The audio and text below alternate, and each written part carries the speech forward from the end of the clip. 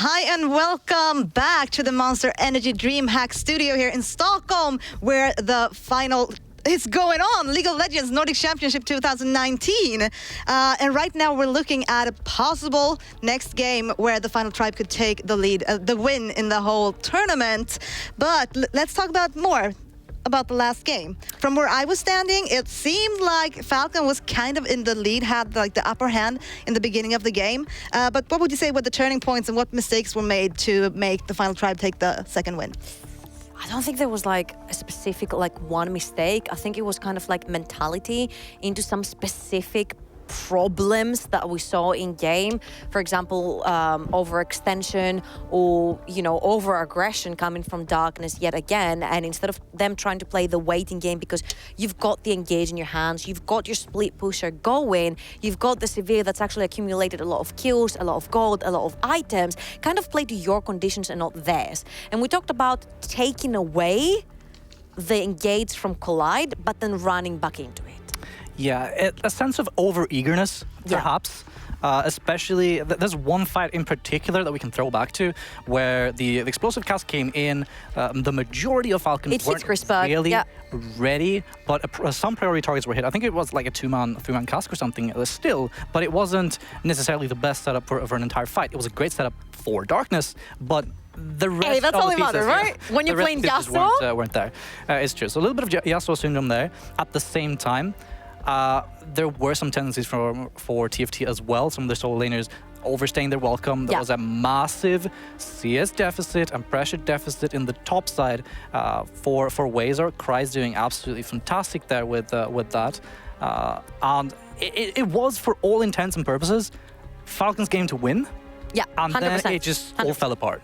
It kind of all fell apart because I felt like at the start it was TFT trying to get back into the game. They really wanted, they were like, you saw Crispback, he was engaging all alone down the bot lane without any of his teammates around, and then getting punished by TPs and Skedden being down the bot lane to reply to the aggression of Crispback. And then you saw him doing it yet again. We saw him doing it in the previous game where he kind of roamed towards Baron when his team wasn't there. So you see how this guy is eager to get into the fights, is eager to even start the fights, because he just had nothing under his belt right there. And the problem is that you need to get rolling if you're the Lucian, and by him seeing like 2 kills already onto Namex's Severe, you're like, wait a second, this guy is gonna scale tremendously into the late game, and I'm just gonna be like the mid-game spike carry, which at the late game, I'm gonna be getting jumped on, by Cries, and then you've got Skedden and Darkness even. So I felt like mentality started kicking in from FALKN, and the mistakes started rolling, and TFT only need one, FALKN gave them multiple.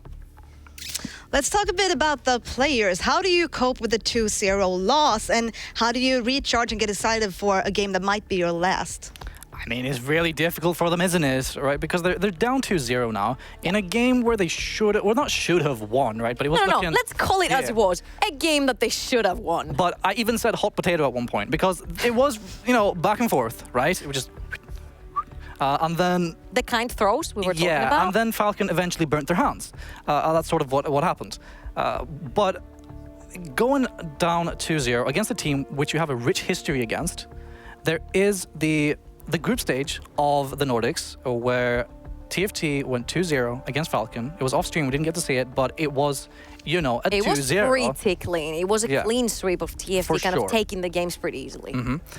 And if you look back at the previous time they faced each other, the 3-1 in the Swedish Esports League finals, sure, FALKN had a slightly different roster, playing with 2 different players, obviously in the jungle and the AD carry role.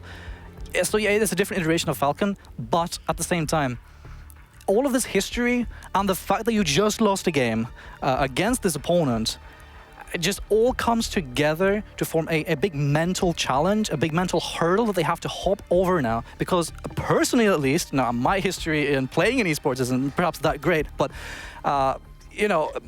it's difficult, right, to reassemble yourself, regain that confidence, and going into game 3 as if it's any other game in the series.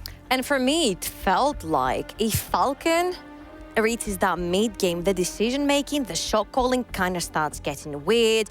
Darkness wants to jump in, but it's not the correct time, but he's going to do it anyway, you know, if the cast hits as we saw. And then you have Crash on the side who's like, guys, I'm coming. I'm almost there. But he's not really there, and the fight has already started. So you see all this confusion where, like, so many elements kind of, like, go wrong at the same time when they have such a great team fight potential. So I did enjoy the way that FALKN played. I did enjoy the draft. This time it's going to be much harder for them to try and get Cries ahead unless they blind pick him a cannon and turn it into AP or AD depending on what he's facing up the top lane. So do you expect a cannon then? I do expect something among the likes of Kennen, among the likes of Nico again, something that he can split push his way to victory. The last performance on Ryze was impeccable on that champion, but Ryze is also something that can get very easily punished in lane. Is Raxi though someone that you're expecting to see top lane? I don't think so. Then again, Ryze for Cries. He sort of came online. Yeah, he was a big bully throughout the majority of the game, but it's not as if he snowballed out of control until these big groupings came in. And I think he got something like 7 kills in a row. I mean, you don't really need him before that it's anyway. True. It's a Ryze, right? Yeah. So the fact that he's doing well before that point, okay, so some interesting stuff coming in. Obviously, the Yuumi and the Karthus ban early on with that Xayah from the Final Trap, not wanting to give that one over, and the Thresh, Lucian, as well as Sejuani. So some adaptations coming in with that Kaiser first pick. So the problem right here is that you're most likely going to give the Nautilus over to the side of TFT. And if you run the Rakan into it, you're instantly counterpicked in the bot side, which is something that Chris and Collide will be jumping, there you go, will be jumping out of happiness to have. So they're going to look in that Nautilus and they're like, fine, just give us whatever you want. Possibly you could see a Morgana run down the bot lane with that Kai'Sa to try and avoid all of these stuns running in. And to be honest, yes, I wanted to see that Sejuani being completely banned away. It's a safe and comfort pick that Raxi has been running a lot lately. And it's also a prior pick in the LCK. It's really strong even after the recent nerfs because he's not really ganking much. It doesn't really touch him as a jungler. So you kind of stay into your lane until there's an objective. Collide calls you down bot lane or top lane, whatever they are. You get the kill, you get the pressure, you translate into objective. Good game well played. Especially as the setup is already there with the Nautilus coming in from Collide. And honestly, I feel like the Final Tribe are getting pretty much exactly what they want. I don't fully understand the Thresh, focus here. For FALKN, when there's so many other champions I say, but there's some key champions for Collide that he favors much more, and that's actually going to be Varus lock-in there. So the Final Tribe, what is this? Because we've seen Varus in the past, it did not work out whatsoever. We're seeing it in the current meta as well. Again on the LCK, it's been run everywhere, but guess what it's been run with? With a Tahm Kench.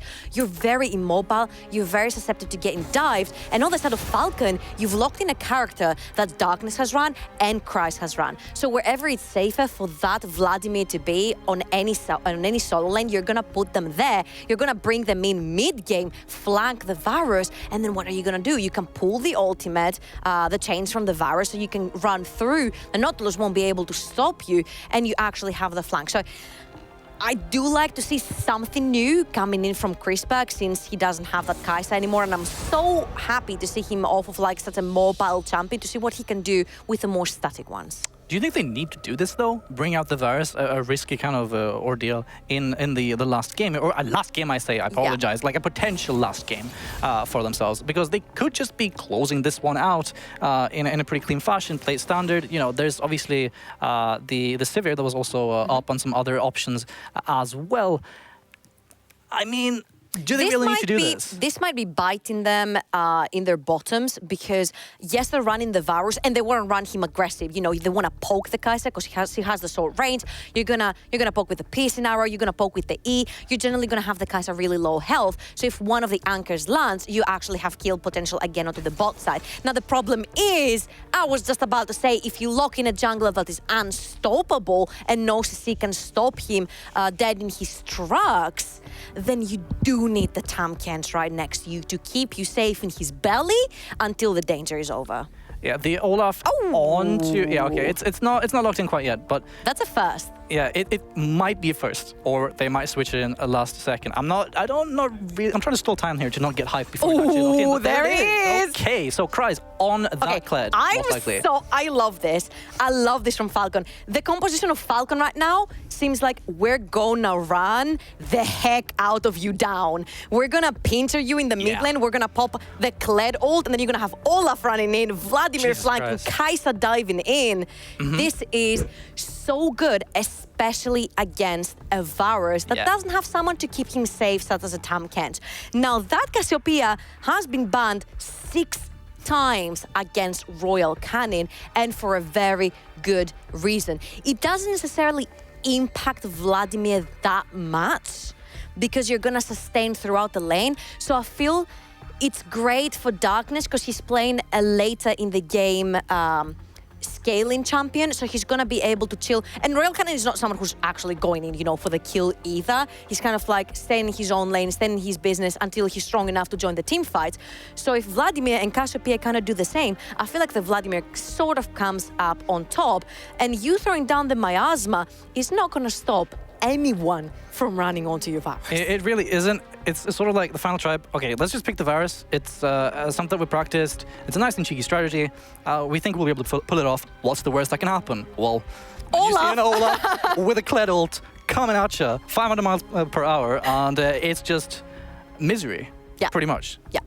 Now, the thing is FALKN gonna be able to get other lanes strong enough to man-on-man TFT on an actual team fight, or are they gonna fall behind? Because sure, we talked about how it's good to have a Tahm Kench right next to your Varus, but it also makes you more of a defensive lane rather than an offensive lane. Then putting the Nautilus down there, Collide wants to have that engage, you know, path for him because he doesn't have it if he does play that Tahm Kench. So let's do this. The third game of the finals. Will this game make for a 3-0 win for the TFT, or will FALKN make a dramatic recovery? Let's find out. I mean, I'm all up for the reverse sweep right here. I do want it to make it onto 5 games. I just don't want these finals to end here, especially since we saw FALKN kind of showing us a little bit of a ray of light. They showed us that there is light at the end of the tunnel for them, and I need at least one more game, okay? Yeah. FALKN have it in them. We saw that in game number 2, as you obviously pointed out just now. But at the same time, what a game like that does to you is sort of, well, we threw everything in the kitchen sink at you, and then we still have these kind of minor issues that translate into bigger issues with the misplays, with the missed timings, the miscommunications, or whatever it might be that's responsible for these FALKN mishaps, and it just falls apart anyway. So yes, these are 2 established teams. They're on, you know, historically successful organizations, and I'm well aware that, and I'm well of the opinion that FALKN has what it takes to come back mentally as well, but it's just difficult in general, right? It's difficult because especially you've been clean swept before by this team, and you're kind of seeing, you know, the past coming in front of your eyes yet again, and you're like, surely we're not going to get clean swept again. We prepared so hard for this. They showed glimmer of hope in the previous game. It should have been theirs, but mistakes just held them back, and I feel like this is more true to their nature. What they're playing right now is more true to their nature as a team rather than before, when we had sort of, you know, Cries on a side lane, but then you can't really join the fight because you're not AP, so you're not really doing much in there. Same with the AD Cannon. But we've seen him impact games with that AD Cannon much more than the Nico. Nico's kind of like really weird to get back, you know, into the fights because you're kind of an ADC, you're immobile, you just have the ultimate to get away from it. So there's not really many ways you can get away with having a 5v5 with the Nico. Now, we have a slight issue which is going to be resolved really quickly. And I want to turn the question back to you. Yes. Sure, we're seeing like an original FALKN lineup here in composition, but TFT looks so strong yet again. So what is your question? Trouble? Do you think this is going to be a 3-0? I think so. And it's not because I think the Final Tribe are super dominant here. I just think that FALKN are battling a multitude of things. You know, there's in-game stuff, and you know, and the Final Tribe have shown that they can both, do runaway games and comeback games and just play confidently. They can play, resolve all the questions that we might have to ourselves. Ooh, Wazer. And in game number 3, it's just going to be so difficult for FALKN to come back. And stylistically, I've said it on several platforms, even in this broadcast, right? I think 2T matches up really well against FALKN. We've seen it many times here.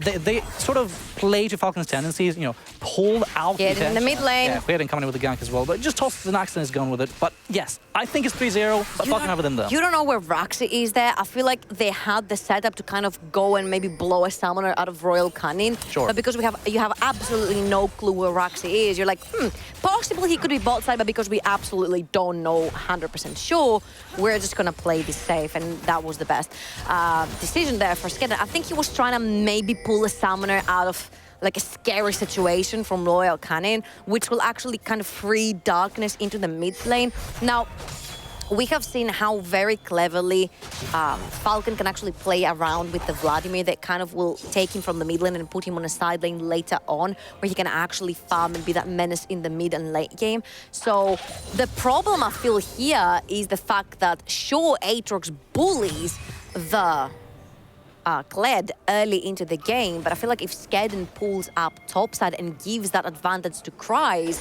who's gonna get it? Just walks up and steals it. Roxy getting the return engage, however, here comes Royal Cunning as well. A massive fight breaks out, and it's Royal Cunning who picks up the first blood off of a 4-man capitalization by the Final Tribe. They're showing that, hey, you know what? We can bring some company as well. And you know what? I think this all boils down to the fact that Roxy had to recall after 3 camps taken, with Hueden stayed in there, kept up the momentum, allowed himself to invade, and just, grabbed the early we might have a advantage. flash here.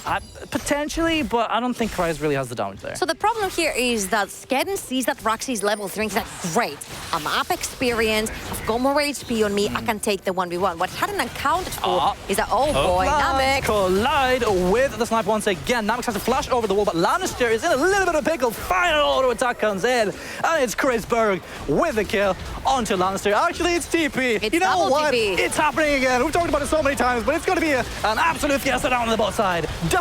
Trade back kills all over the place. Why don't you? With both the top laners teleporting in, and oh my days, it's as if we've watched this a million times over. And that's not necessarily bad because they do trade 1-for-1 down there. And the thing is, no, I'm sorry, I think they traded 2-for-1. The bot lane entirely died for FALKN. But the point here is that you get the kill onto Kryze, which is very crucial. You have to get this Kled going. Now, again, I don't understand this over-aggression by FALKN. We said at the start that your program in lane is to get in lane, stay safe, play safe, and then come out and fight. You've got a Vladimir that's gonna scale, you've got a Kled that's gonna scale, you've got an Olaf, you actually have frontline. Even your Vladimir can actually play frontline right now. So you have 3 people frontline, 4 people adding the Kled with the passive right there from his little dinosaur/chicken. So you've got Namek as that hyper ADC late game who can sit behind 4 tanks and pop the auto attack after auto attack after auto attack, while the rest of their team is diving onto Chrispac. And he can also dive onto Chrispac as well if he wants to. So it's like the whole team repositioning right behind Chrispac together with the AD.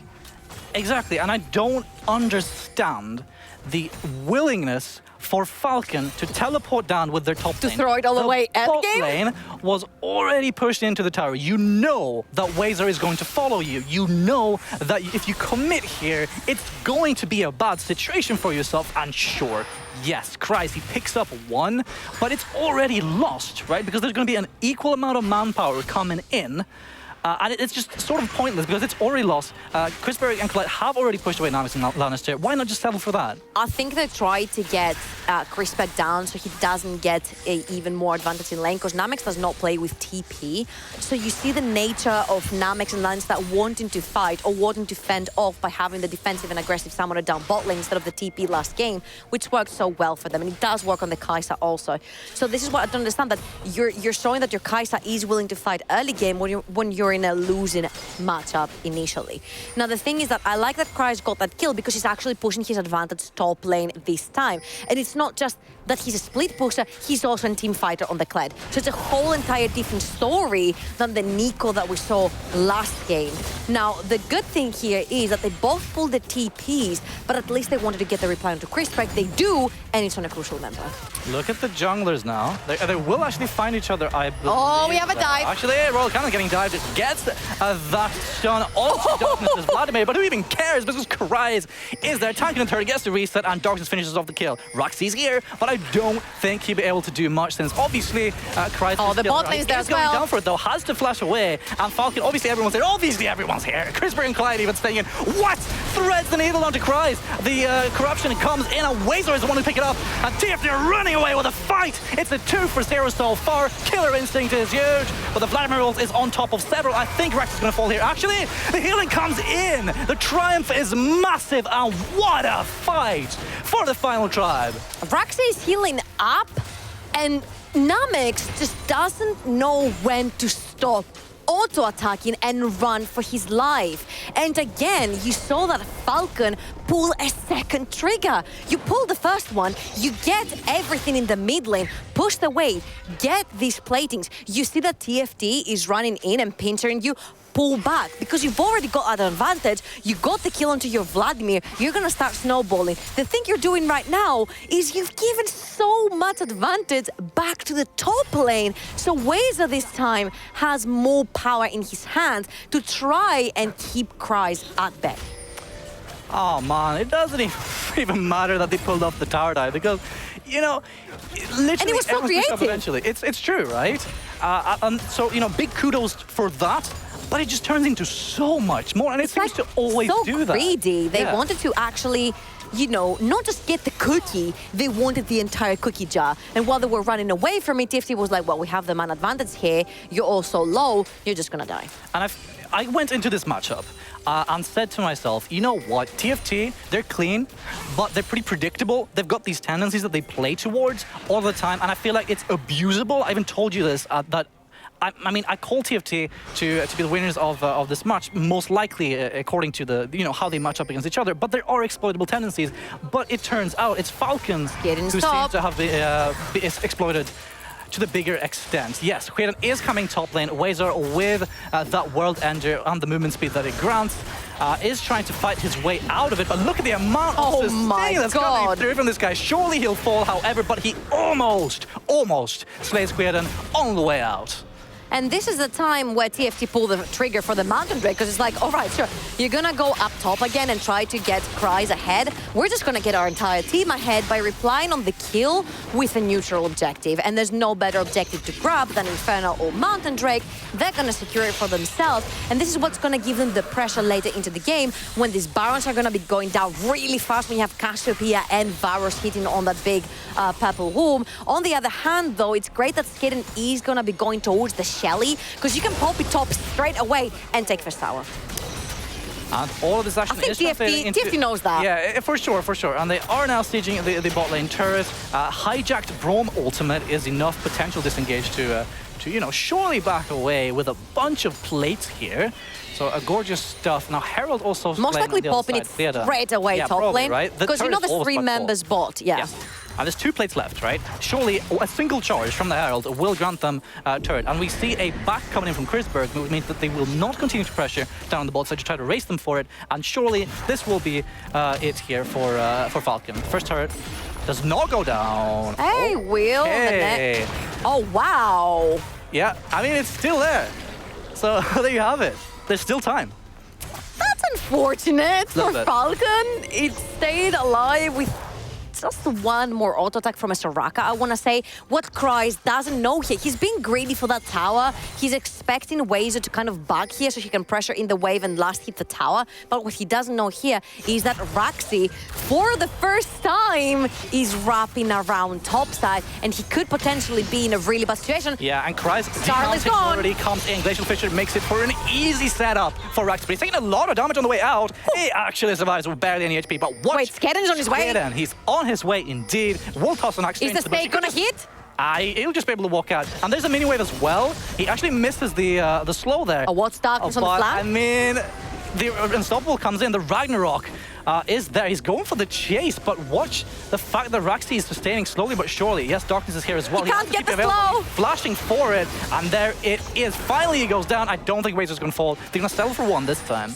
I think this is the time where you pull the trigger for the second kill as well, because you know that no one can TP there to try and help Wazer. You've just taken down the only member that could potentially be in that top side trying to help Wazer, and on the other side of the map, you have contestant for first tower, which goes to the side of TFT. So try for the second kill. You've got the resources, you've got the Olaf, you've got the Vladimir there. Throw it all up top, because you know there's not going to be any follow-up from TFT. Get the advantage, get the first tower.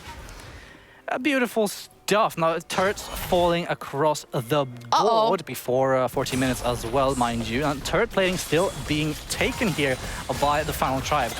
This is so standard for them, just, you know, maximizing turret gold for themselves here. They've got another 40 seconds to do so, with Wazer punishing in the top side as well, with darkness now there. I mean, there's some gold to still be farmed, but I think, yeah, exactly, some sort of last-minute dissuasion should be able to come in here. Now, Darkness playing with fire here, but luckily for him, Kryze is right around the wings. Mid lane! Them off. But mid lane indeed. There is a tower dive by TFT. 1-for-0 so far, but look at the amount of damage that Chris is taking. Beautiful! Down by Hueren. Now, Collide has to flash away after taking one turret shot, and what a reply by FALKN. Actually, it's not over yet. It's just an baby! But here comes again. It's not over yet, is it? With Collide now having to stop what's underneath the turret, Kryze will reset the aggro with the demount, and it's clean stuff by FALKN. They equalize the kill score and almost equalize the goal. This is FALKN, baby. This is the calculated aggression we knew they could pull on TFT, and TFT had absolutely no reply for. We were like, if they come in with their A game, if they come in with their calculated aggression, TFT is gonna get caught off guard. Guess what? Double stopwatch, 10% HP under tower dive, and Skedden cleans house. That Olaf is coming in huge in this game. And it's only going to get worse, right? As the more they start to group together, the more Hueren and Kryze synergize their ultimates. They can even come from different angles and stuff as well, right? They don't actually have to be next to each other and run them down. But this is sort of a taste of what's to come. And this was with all of the abilities being used separately on separate occasions and not in synergy with each other. And the great thing here is that TFT had a 3,000 gold lead even 9 minutes into the game. That gold lead should have gotten bigger and bigger and bigger with the specific composition they're running, but FALKN has actually managed to close the gap to less than 1k. And as you say that, it went back to 1.5, okay. yeah. Just because the turret finally falls. TFT, they put so much effort into that one, will now be setting up that dragon, which is going to be an air dragon. So, you know, it doesn't hurt. You know, some people don't necessarily favor that dragon too much, but, you know, stacking up these small advantages eventually, you know, it adds up for sure. So how hard do you think FALKN will contest this? It depends on what they're actually gonna lose for it, because they don't really have to pressure any other side. Wazer is up top lane, he does have TP, so they have to have Kryze with them, and that's just a Cloud Drake. So I feel like it's not about FALKN contesting, it's about them grabbing whatever they can get on the map to kind of start the cross-map play, because Wazer is gonna grab the tower top side, so they have to reply with something themselves. Now, this is becoming very good for FALKN, because this is only 16 minutes. We have 4 more for any other objectives, such as a Baron to come up. So you can actually start sitting under your towers, defending, and wait for TFT to press that trigger again. And when they do, you're gonna punish. Yeah, you say it's good for FALKN, but I also do like the fact that TFT, you know, get all those outer turrets down, open up the map so much more, because, you know, that allows them to push forward, grab all of that aggressive vision. I mean, it's going to be 3 for 3 in a little bit. Just watch Collide, right? It's literally the first thing that happened after the top outer turret fell. They all move in, sweep the entire area, dump a few wards in there and say, you know what? Our jungle now.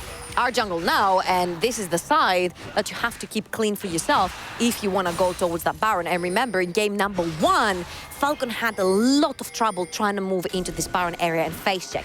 This time, you've got 4 members of your team that can actually brute force their way into a bush and be like, fine, you want to stun me? Do it. Okay, lads. Oh, I was expecting Kryze to actually finish that bot lane tower right there. Yeah. He kind of gave up on it because you couldn't see anyone from TFT, so the entire team could be moving down bot. And I like that. not the necessarily like super uncertainty, but just the respect. It sort of shows that they've got happened before. Yes, they have their heads in the right spot, right? And this was an issue that we brought. I think that we brought up in the Fnatic analyst desk bush. here. Yeah, the Fnatic bush is very real. FALKN, you know, obviously this is their way, kind of. Oh, to but try they're not to- as patient as Fnatic. They really aren't. They just sort of disperse and move around the area and increase the likelihood of them being There's spotted. nothing really to do around that. That's the thing. Yeah. So TFT doesn't really have to come However, and face check, but they're gonna do it anyway. Roxy. Oh, they're Okay, the ones being actually- pintered. yeah, they're actually setting it up. Beautiful ult there by Collide. Wazor coming out with a World Ender, but a beautiful stun by Royal Cannon onto 3, I believe, delays the fight. Namix has to flash over with that killer instinct as well, because there was an anchor being tossed at his... Oh, Darkness! Darkness is absolutely massive. Picks up 2 on the edge lines of the fight. It's a 2-for-1, however, so far for FALKN. And yes, the final tribe, it was sort of a bait into a switcheroo, into another bait. I but thought FALKN come out FALKN ahead. was over in this fight. They had just 3 members sitting in that bush, and Kai'Sa is a very short-range ADC, so you would have to somehow get yourself pintered as well if you want to put down the damage. But the brain behind that man in the mid lane, that Darkness, is the second he sees the flank from Weza and Roxy, he falls back onto them. He pops the ultimate onto them, so they have to back off and giving the freedom to Namex to DPS all the way from the mid side. Now, this should have been a wipe for against FALKN, but they managed to just make it a 2-for-2. Yeah, so that just goes to show the proficiency of the team fighting capabilities of both of these teams, right? They can split the fights, they can min-max. You know, target focusing is a very real thing. Wazor coming in on one side with Royal Cannon starting up 3 on the other. And it's just so much going on that they don't necessarily want to overcommit. Oh, they might have got Roxy. Speaking about committing, Roxy gets a Vladimir ult to the face. An ult for Gameplay. flash? I'll take Yeah, that. I mean, well, there you go. Oh, Christ! Speaking of ults for flashes, there's a TP also with Wazor has to TP in there, and the trigger is being pulled by FALKN, but it doesn't amount to anything, and it's TFT who can turn it. It's in fact going to be Quaden who goes down. It's the first one to fall at the hands of Roxy, and it just takes too long for FALKN to really come to anything. Flash forward by Collide, but he doesn't connect. Instead, it's going to be the grudge line onto Namix, which enables the rest of the team, because the miasma is huge. It's onto 2, they pick up another, but however, Lancer is able to escape onto Darkness, obviously, with his teammates still alive. But that's 3 kills in the favor of TFT, just as we say. The FALKN are looking good, and just as they use all of the tools that are supposed to work out for them. And it feels like FALKN are just not satisfied with small advantages. You take the flash from the jungler versus just a Vladimir ult. Wait for these seconds for the Vladimir to be back up, and then let Kryze get back in. At least we're not getting a contestation here for more to be thrown away by FALKN. This is blood boiling because FALKN has everything they need. They're making the moves they need to do to get back into the game. They have the guns in their hands, and they kind of like giving them away over to TFT. The potato is definitely overcooked at this point, Trouble. It's starting to become black. It's looking a little bit rough. 5,000 gold. Yeah, in the league 5,000 right gold indeed. TFT looking strong once again. They seemingly craft this one out of nowhere, but it's it's FALKN who pulls the trigger, right? And TFT just back away. They buy Who enough pulls the time. second trigger again? Exactly, and they just go in. And this is where it goes wrong for them. And they didn't pull the second trigger up top lane when it was all free to kill Weza. And they always do it because they're like, okay, we're 5-4. Yeah, but you don't have a Vladimir ultimate. So how's your Vladimir going to play top side, front line and try to kind of bait ultimates with the pull? You can't. You really can't. So TFT come out ahead. Obviously, they secured that Mountain Dragon, the second one of the game now. And obviously, with Baron spawning eventually, right? That's going to be another cause for concern for FALKN, having to regroup, having to continue to scout out the vision. And actually, okay, never mind. Sorry, I'm talking out of somewhere here, as Baron is already there for TFT. Apologies. Oh, I thought you meant like with the next one that's sure. going to come. Exactly. Yes. Let's say that's what I meant. Obviously, that's a great tool. But Baron plus double Mountain Dragon also enables your siege, obviously, as well. Now, the problem is that you again have this sort of ranged champions. You've got 2 melees and then Cassio and Varus. So you could potentially get a flank on them. And you see how TFT is actually respecting that right now. They're respecting the side flank that could potentially come from a Vladimir. Darkness almost has his flash back up. Kryze is stuck down bot lane, so you know you're at least safe from that. But we saw what happened when Olaf starts running in, and then you have Darkness to back you up with damage on the flank. And it's going to be so difficult for them to deal with the aftermath of all of this, right? Because you've got Wazer in the side lane. You already seen him beat up Kryze quite hard. Kryze uncharacteristically down like 40 CS in a match where you expect Kryze to be the facilitator for FALKN's success. Yeah. All right. Now, with Wazer being such a menace, and with the rest of the team on the other side here, obviously you see Royal Cannon in the top side, and the rest of them sort of hovering around. What does FALKN really do? I think they just have to find an opening onto one guy, either like Royal Cannon or Wazer perhaps, and just use all the stuff on them. First, you just have to kind of disperse all this pressure against you. You kind of have to push out the waves and wait for the Baron to get off you. The second TFT backs to reset, establish your vision around the Baron area, and next time they're there, make the move yourself. You can have your flanks with the Vladimir, you can create your own way into the team fight rather than getting dictated by Collide over and over and over again. And even though it hasn't been just Collide that makes the plays here, because we have seen Raxi even towards the top side this time, it's the entirety of TFT stepping up. For sure, and the tools that they have available to them just work so well together, right? We've got Wazer with the chase on the, knock-up chains, Raxi with the chains, Krisberg with the, chains of corruption. Too many chains. Too many chains, honestly. Even the anchor has a chain attached to it. True, so. there's 4 champions with chains here. Yeah, I don't even know, but just... Is there a 5th? Is there a 5th champion that has chains? Thresh. Oh, there you go. And then you have Nautilus mid lane. And it was banned away from Collide, so it's sort of in the game as well. Royal Cannon. Oh!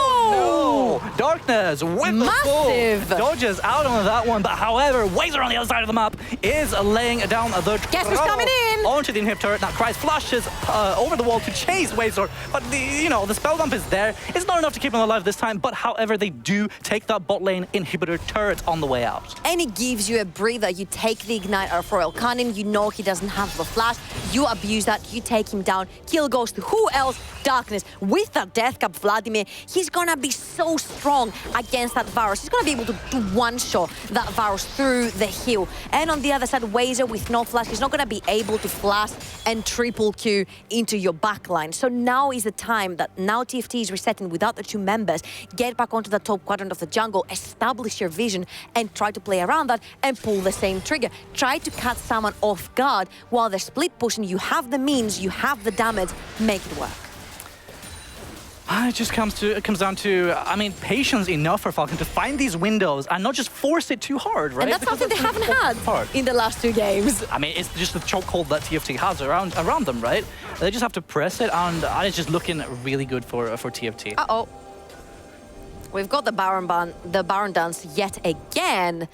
And I feel like FALKN should know better by now what is happening there. It's happened to them 3 games in a row where they can't actually establish any vision onto this Baron pit. And I don't really understand why, because it feels like when it comes to vision, TFT is so much more superior than FALKN right here, because they know all the time where Skedden could be with vision to actually, make it 100% confirmation that, okay, we've got Skedden over there, this will be great.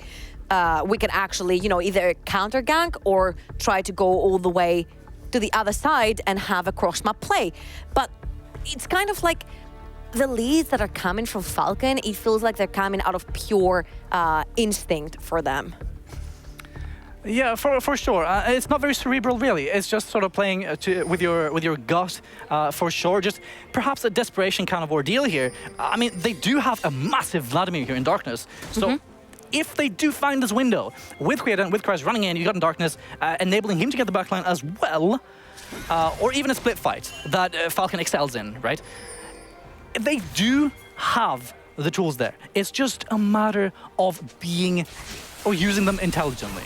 I feel like the 5v5 is there as well. All it takes is Darkness to play as cleverly as he's been playing this entire game. He's taken every kill in every team fight he's been. And the only team fight that he couldn't control, Kreis just runs in. They've got Darkness. Onto Darkness. The Hemoplague as well as Glacial Fissure comes in. And it's actually Kreis who goes in just to disengage, I guess. And that's all of the tools by FALKN now. And it's right when Baron spawns as well. So TFT just have to back away, reset a little bit, and watch them. They're already on the move. However, how are they going to use this Baron? It's all about how you use it, right?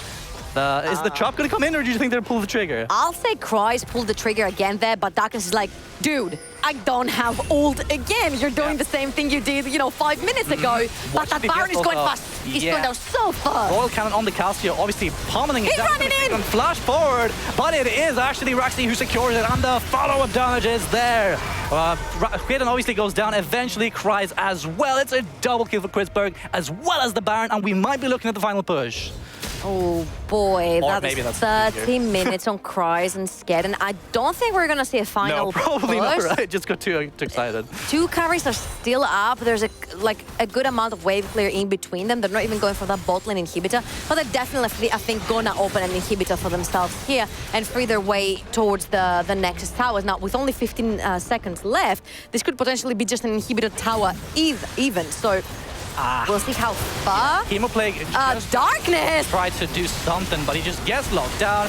Very questionable stuff. Desperation is the name of the game, because FALKN are doing, trying to pull something out there for a desperation defense, but they can't do it because the final trap is just too far ahead. Now the final trap will start rotating down to the bot side. There's obviously an open inhibitor there. And I'm not quite sure if they'll be able to fully end it. Well, I mean, okay, actually, I think they can end it at this point, but they probably can. They're probably delaying it a little bit. Kreis, yeah, Kreis is trying, and they just, you have to give it to them. They're doing their best to just go 2 versus 4, but it's not going to be enough, and it will be the final tribe 3-0ing FALKN, and they are your Nordic Championship 2019 Summer Champions.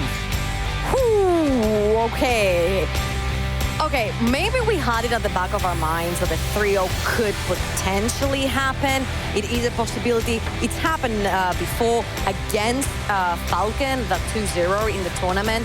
So we weren't, I don't know, for me at least, I wasn't expecting that. I saw a FALKN that was a little bit lost. They had the tools right in their hands, but the execution was lacking big time. You see Kreis pulling the trigger over and over again, or the entirety of the team pulling the trigger when Kreis is not there and he's ahead.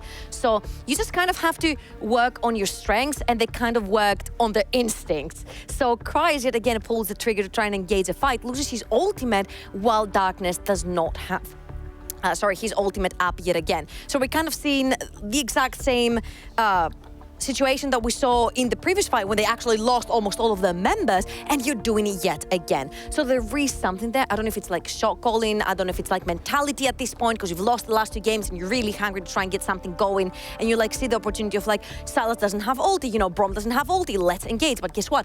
Your top damage dealer doesn't have ulti either. Yeah, questionable stuff there. They're coming in from FALKN for sure.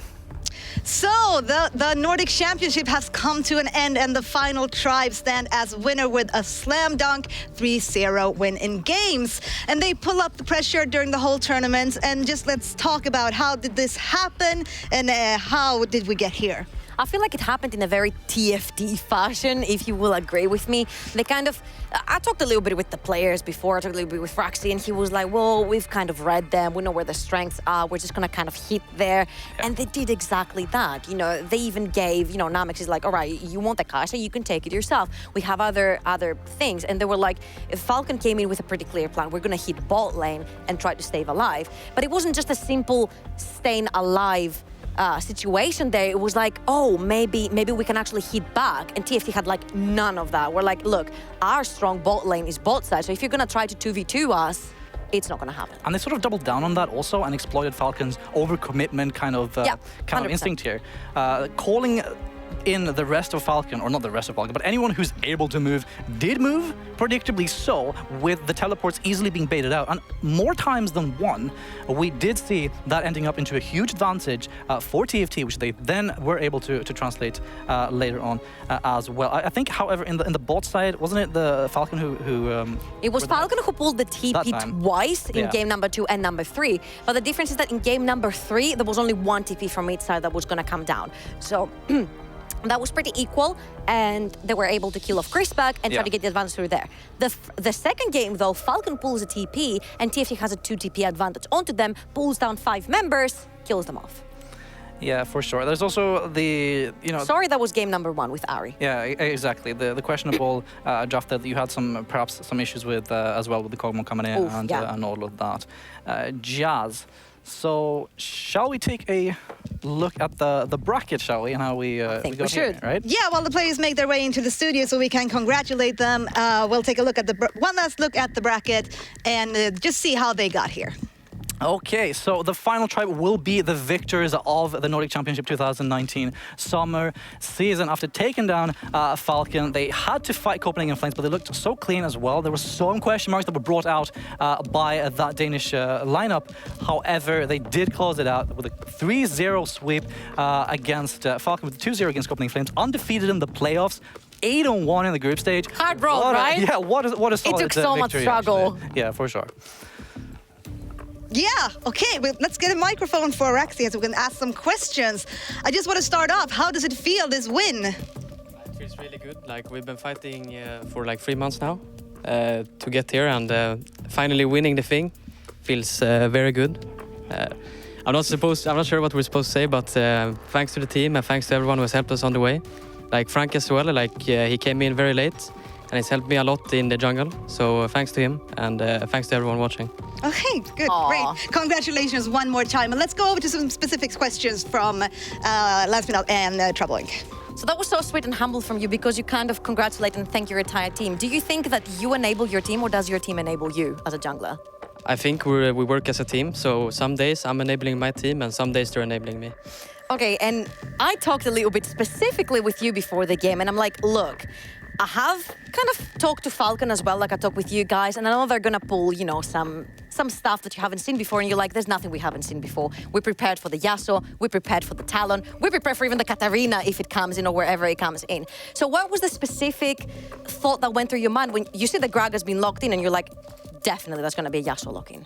I mean, we knew they would be looking for the Yasuo, but we didn't know where they would pick it, so getting the Lucian Braum early would eliminate the chances of...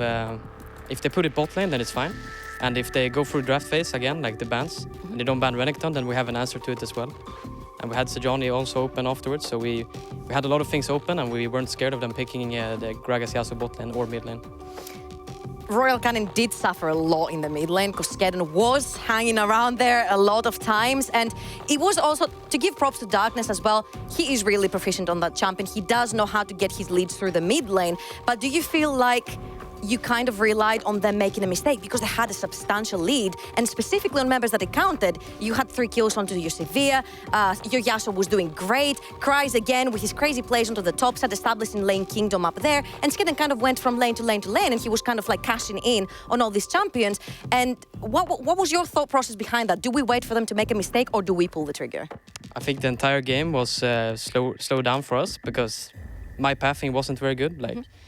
My first pathing, the first couple of camps, was very good, but I was tunneling on bot lane. I was standing there for a long time, not doing anything. So what happened mid is essentially on me as well, because Kanin and I picked these 2 champions to play together, and I didn't play together the early game. Okay.